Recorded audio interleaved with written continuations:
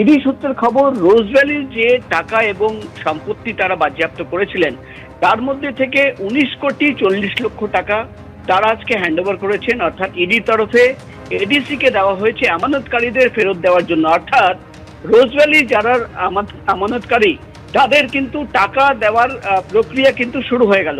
অর্থাৎ hello viewers, আপনারা কিন্তু আমার ভিডিও ক্লিপ দেখে কিন্তু বুঝতে পেরেছেন যে আমি ভিডিওটা আপনাদের সামনে আজ কী নিয়ে আলোচনা করতে চলেছি এবং যে সকল গরিব মানুষরা এবং রোজভ্যালির অ্যাকাউন্ট খুলেছিলেন এবং তাদের জন্য এবার কিন্তু বড় খুশির খবর আর কোনো দুঃখ নেই। এবার কিন্তু সেই টাকা আপনারা ফেরত পেতে চলেছেন বা ইতিমধ্যে অনেক ব্যক্তি কিন্তু ফেরত পেয়ে গিয়েছেন এবং আপনারা দেখতেই পাচ্ছেন এবং সেই ভিডিওর মাধ্যমে তোমাদেরকে সব বিস্তারিত তথ্য জানাবো। ভিডিওটি আপনারা শেষ পর্যন্ত দেখতে থাকুন এবং এই চ্যানেলটি সাবস্ক্রাইব করে পাশে থাকা বেলটা বাজিয়ে অবশ্যই অল করে সরকারি আপডেটগুলি পেতে। এবং চলো দেখে নেওয়া যাক এবং তোমাদের সেই টাকা কোন কোন ব্যক্তি পেয়েছেন বা কত কোটি টাকা দিয়েছে এবং ইডি তরফ থেকে সেইটা তোমাদেরকে জানাবো এই ভিডিওর মাধ্যমে এবং সেই টাকা তোমরাও কীভাবে নিতে পারবে বা কীভাবে পাবে সেটাও জানাবো। চলো দেখতে থাকো এবং কী বলা হচ্ছে রোজ ভ্যালির টাকা নিয়ে। দেখো, ইডি সূত্রের খবর, আজকে ইডির 3জন উচ্চপদস্থ আধিকারিক, special director Subhash Agarwal, joint director Sudesh Sheoran এবং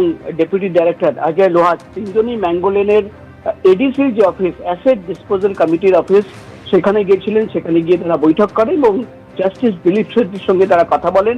ইডি সূত্রের খবর, রোজ ভ্যালির যে টাকা এবং সম্পত্তি তারা বাজেয়াপ্ত করেছিলেন তার মধ্যে থেকে 19,40,00,000 টাকা তারা আজকে হ্যান্ডওভার করেছেন। অর্থাৎ ইডির তরফে এডিসি কে দেওয়া হয়েছে আমানতকারীদের ফেরত দেওয়ার জন্য। অর্থাৎ রোজ ভ্যালি যারা আমানতকারী তাদের কিন্তু টাকা দেওয়ার প্রক্রিয়া কিন্তু শুরু হয়ে গেল।